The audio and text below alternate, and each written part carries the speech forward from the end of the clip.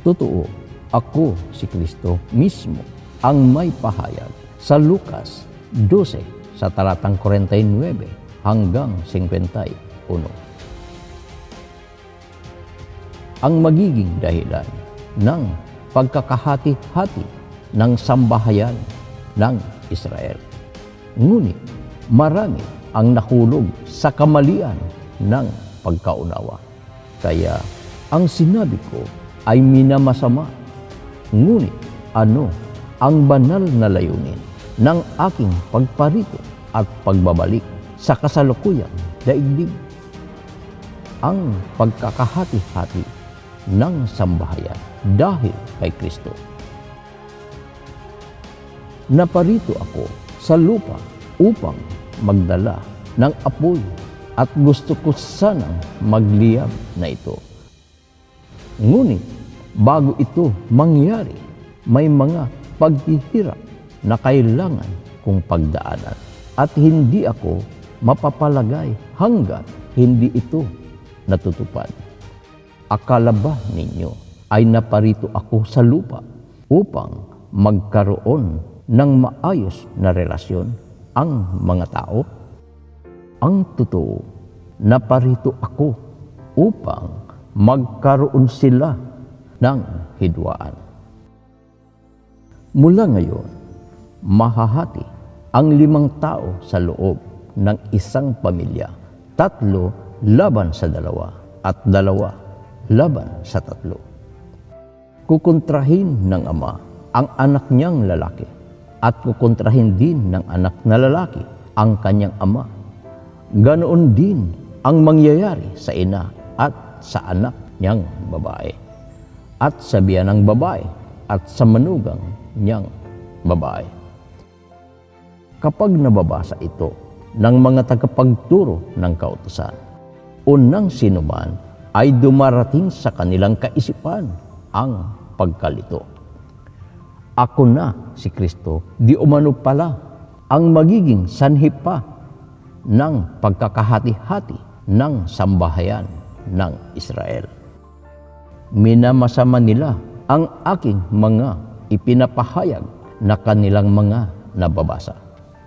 At dahil hindi nga nila abot ng pagkaunawa ang hiwaga ng kalooban ng aking Ama na ating Panginoong Diyos sa pagsusugo niya sa akin, ang mga matatalinghaga niyang pahayag na ipinag-uutos niya sa akin na aking salitain, ay nabibigyan nila ito ng mga maling pagkaunawa at pakahulugan. Kaya ako na si Kristo na inyong Panginoon ay muling magpapaunawa sa mga matatalinghaga kung naipapahayag na nagiging kalituhan sa inyong lahat. Manalangin muna kayo at hingin ang kapahintulutan ng aking Ama na ating Panginoong Diyos upang ipagkaloob niya sa inyo ang ganap na pagkaunawa. Ang titulo na mababasa sa Biblia, ang pagkakahati-hati ng sambahayan dahil kay Kristo. Kaninong sambahayan ang magkakahati-hati? Dahil anya kay Kristo na anak ng tao, o ako na si Kristo na nagbalik ang tuwirang pinatutungkulan ang magiging dahilan ng pagkakahati-hati. Ang kasagutan kung bakit ay inyong mababasa sa aklat ni Propeta Ezekiel 3, talatang 4. At sinabi niya sa akin, anak ng tao, yumaon ka, paroon ka sa sangbahayan ni Israel at magsalita ka ng aking mga salita sa kanila. Ako na si Kristo, ang anak ng tao, ang inatasan ng ating Panginoong Diyos na pumaroon anya sa sambahayan ni Israel. Ang salitang pumaroon o sa ibang salita ay dumako o tumuon ay hindi literal na pagtungo pa sa kanila. Oo, ang sambahayan ng Israel na tinutukoy ay hindi literal na bansa, kundi ang Israel sa espiritual o ang Iglesia ni Kristo sa mga huling araw. Ang pinatutungkulan na magiging katuparan sa mga talata na ating inaaral. Gumawin na tayo sa mga paksang talata sa 49 ng Lucas 12. Naparito ako sa lupa upang magdala ng apoy at gusto ko sanang magliyab na ito.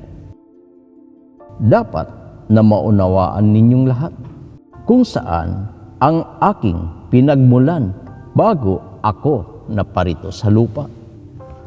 Hayaan ninyong basahin ko ang pinakatugon na mababasa sa 6 sa aklat ng Juan, talatang 48 at 39. Sapagkat naparito ako mula sa langit, hindi upang gawin ang sarili kong kalooban, kundi ang kalooban ng aking amang nagsugo sa akin.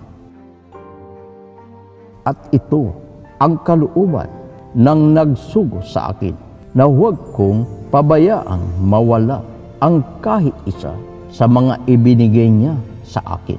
Sa halip ay bubuhayin ko silang muli sa huling araw. Kung saan ang aking pinagmulan bago ako naparito sa lupa, ay mulaan niya ako sa langit. Ang aking ama ang nagsugo sa akin para gawin ko ang kanyang kalooban at hindi ang sarili kong kagustuhan, na huwag kong pabayaang mawala ang kahit isa sa mga ibinigay niya sa akin. At kayo na aking mga hinirang, na ipinagkaloob niya sa akin ang pagmamalasakitan ko na buhayin sa huling araw dahil sa mga maling mga paniniwala ninyo na pumatay sa inyo sa pag-asang kayo ay maliligtas sa nakatakdang kawasakan ng buong daigdig na nakaamba na. Yan ang pagmamahal niya sa inyo. Sa pamamagitan ko ay ligtas kayong lahat na maihatid ko sa bayang banal, na yan ang banal niya na layunin. Na yan din ang kalooban ng aking ama na sa inyo ay nagsugo sa akin. Ano pa ang dapat na matiyak na rin ninyo kung paano ako nagkaroon ng apoy? Ginawa ng Panginoon ang kanyang mga tagapaglingkod na nag-aalab na apoy. Awit 104 sa talatang 4. Oo, ako ang kanyang tagapaglingkod, ay ginawa niya na nag-aalab na apoy. Subalit ang apoy na aking ipapahayag ay mula mismo sa ating Panginoong Diyos, gaya ng sinasabi sa aklat ng Zacarias 2, talatang 5. Sinabi ng Panginoon na siya mismo ang magiging pader na apoy sa paligid ng lungsod ng Jerusalem, at siya rin ang magiging dakila sa bayan na ito. Apoy na ibig ng ating Panginoong Diyos, na siya mismo ang magiging pader sa paligid ng lungsod ng Jerusalem, o sa sentral na siyang magiging dakila o magiging pangunahing lungsod sa Iglesia ni Kristo. Ngunit bago ito mangyari, may mga paghihirap na kailangan kong pagdaanan, at hindi ako mapapalagay hanggat hindi ito natutupad. Kaya may mga paghihirap pa akong pagdadaanan bago anya mangyayari ang mga inilalarawan na kaganapan. kailangan na ito ay aking may sakatuparan. Ang pagparito ko sa lupa ay pagsusugo sa akin ng ating Panginoong Diyos sa Iglesia ni Kristo upang magpahayag ako ng mga pananalitang magpapabaga ng kanilang kalooban. Dahil masakit ang katotohanan na malaman nila na kailangan ko silang maituwid at maisaayos sa atas sa akin ng ating Panginoong Diyos.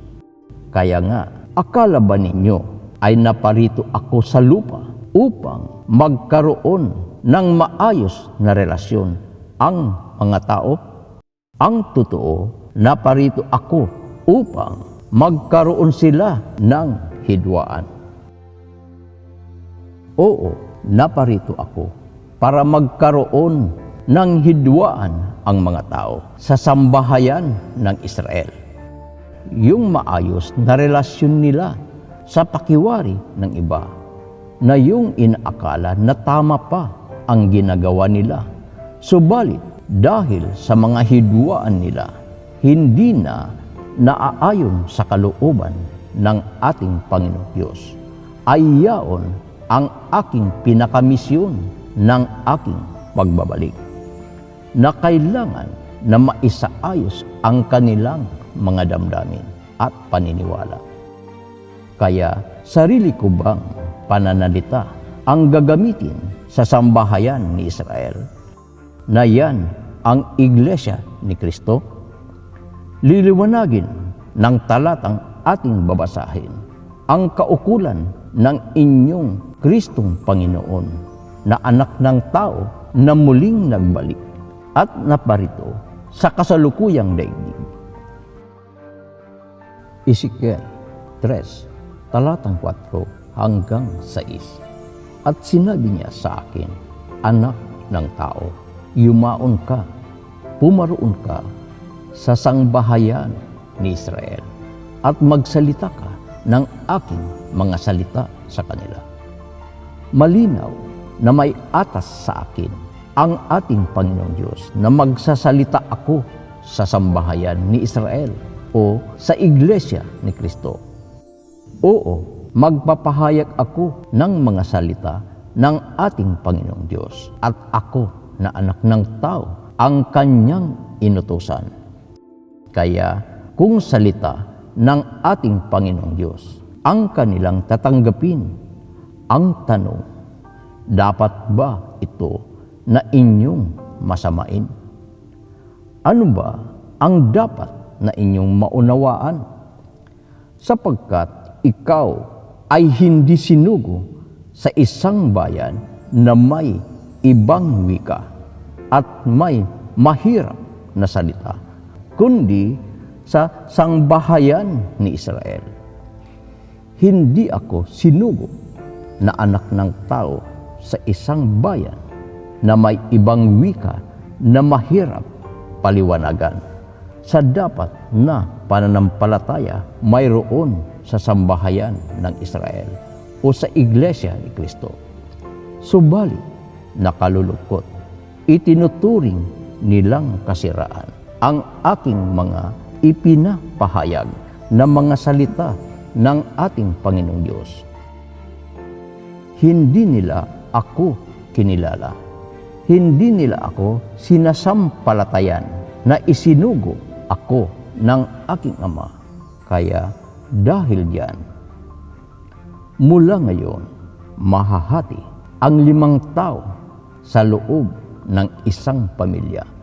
3 laban sa 2 at 2 laban sa 3. Kaya nagkahati-hati ang sambahayan ng Israel o nagkahati-hati ang Iglesia ni Kristo.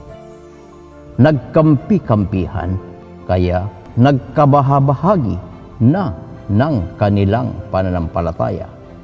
Ano ang nangyari? Kukontrahin ng Ama ang anak niyang lalaki at kukontrahin din ng anak na lalaki ang kanyang ama. Ganoon din ang mangyayari sa ina at sa anak niyang babae, at sa biyanang babae at sa manugang niyang babae. Nauunawaan ng karamihan bago pa pinagpahinga ng aking Ama na inyong Panginoong Diyos, ang kapatid na Eranyo ay may namagitan ng hidwaan sa pagitan ng kanyang anak na lalaki na si Eduardo. At tahasang kinukontra niya ang kanyang ama. Pangunahing naganap ito sa loob ng Iglesia ni Cristo o sa sambahayan ng Israel sa espiritual na paglilingkod sa mga huling araw sa yugto ng ating panahon. Ang taong 2014 na anibersaryo ng Iglesia ni Cristo. Hayag sa karamihan, nalantad sa madla ang mga kaguluhan sa ina at sa anak niyang babae at sa biyanang babae at sa manugang niyang babae na pawang naroroon sa lungsod ng Jerusalem o pinakadakong sentral ng sambahayan ng Israel o sa Iglesia ni Cristo na aking nadatnan sa aking pagbabalik. Sa talatang 6 ay inyong unawain. Sapagkat kung susuguin kita sa mga taong iba ang wika at mahirap maintindihan, tiyak na pakikinggan kanila. Kung inyong uunawain, sila pa na may ibang wika o nasa ibang pananampalataya na mahirap pa nilang unawain ang dalakong wika, ay sila pa ang tiyak na ako ay kanilang pakikinggan. Sila ay nasa ibang pangkatin na relihiyon na may ibang paninindigan. Paano ang nasa Iglesia ni Cristo? Makikinig ba sa akin ang sambahayan ng Israel na sila ang pinatutungkulan? Pero ang mga mamamayan ng Israel ay hindi makikinig sa iyo dahil ayaw nilang makinig sa akin. Lahat sila ay matitigas ang ulo at mga lapastangan. Pero gagawin kitang mas matigas at mas manhid kaysa sa kanila, katulad ng isang batong matigas. Kaya huwag kang matatakot sa kanila dahil nalalaman mo na rebelde silang mamamayan. Tiniyak ng ating Panginoong Diyos na hindi nila ako pakikinggan dahil ayaw nilang makinig sa akin. Mismo ang Panginoong Diyos ang nagsasabi na ayaw nilang makinig sa akin. Bakit nasabi yaon ng ating Panginoong Diyos? Lahat sila ay matitigas ang ulo at mga lapastangan. Nilahat sila ng ating Panginoong Diyos na matitigas ang ulo at sa Kanya ay mga lapastangan. Dahil diyan, sinabi pa niya sa akin, anak ng tao, makinig kang mabuti at isapuso ang lahat ng sinasabi ko sa iyo. Magiging kaaway ng tao ay mismong sarili niyang kasambahay. Magkakaroon ng mga pagtatalo-talo at hindi pagkakaunawaan. Ang pagmamahal sa ama o sa ina ng higit kaysa akin ay hindi karapat-dapat sa akin, at ang nagmamahal sa anak na lalaki o babae ng higit kaysa akin ay hindi karapat-dapat sa akin. Ang Kristo ang may sabi at nagpapaunawa sa talatang iyan na sinumang nagmamahal sa ama o sa ina ng higit sa akin ay hindi karapat-dapat sa akin. Ang nagmamahal sa anak na lalaki o babae na higit sa akin ay hindi karapat-dapat sa akin. Sinumang hindi nagpapasan ng kanyang cross at sumusunod sa akin ay hindi karapat-dapat sa akin.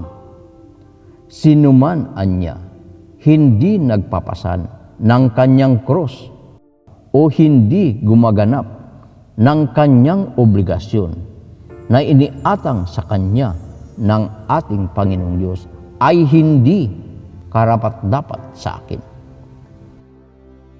Ang nagsisikap para sa kanyang buhay ay mawawalan nito, at ang mawalan ng kanyang buhay alang-alang sa akin ay makakatagpo nito. Ang nagsisikap sa kanyang buhay ay mawawalan nito. Nakalulungkot na mangyayari ito sa mga labis na nagmamahal sa buhay na ito.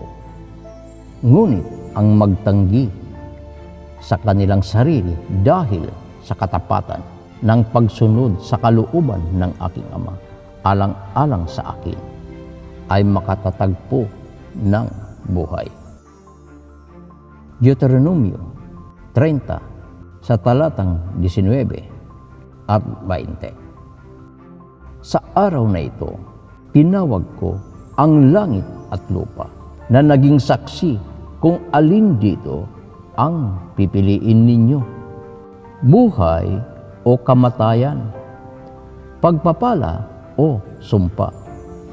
Piliin sana ninyo ang buhay para mabuhay kayo ng matagal, pati na ang inyong mga anak. Mahalin ninyo ang Panginoon na inyong Diyos. Sundin ninyo siya at manatili kayo sa Kanya dahil siya ang inyong buhay. Kung gagawin ninyo ito, mabubuhay kayo ng matagal doon sa lupain na ipinangako niyang ibibigay sa inyong mga ninuno na sina Abraham, Isaac at Jacob. Ang hangganan ng pahayag na ito ay pagpili na lubhang napakaselan. Kailangan ng pagpapasyang ikaw ang tanging makatutugon, ang pinasasaksi ng ating Panginoong Diyos, ang langit at ang lupa, kung alin ang pipiliin ninyo. Kung ang aking Ama na ating Panginoong Diyos ang pipiliin ninyo, ay pinapipili sa inyo ang buhay. Gawin ninyo, mga mahal kong kapatid, huwag manaig ang sariling damdamin para maging karapat-dapat kayo sa inyong Kristong Panginoon at sa ating Panginoong Diyos. Ang ating Panginoong Diyos ang pinagmumulan ng buhay sa pamamagitan ng Kanyang minamahal na anak, na siyang buhay ay makararating kayo sa aking Ama. 1:14 sa talatang 6. Sumagot si Jesus, "Ako ang daan, ang katotohanan at ang buhay. Walang makararating sa Ama kundi sa pamamagitan ko." Walang makakarating sa Ama na may iba pang tao na Kanyang itinalaga, kundi sa pamamagitan ko lamang. Nawa, makasama kayong lahat, pati na ang mga mahal ninyo sa buhay, sa pagtakas o paglikas na taglay ang mababang loob na may mahinaon na pag-iisip upang maigayak kayo ng ating Panginoong Diyos sa nalalapit na niya na pagpapasya. Jesus, Elias, Arkanghel, Jesucristo.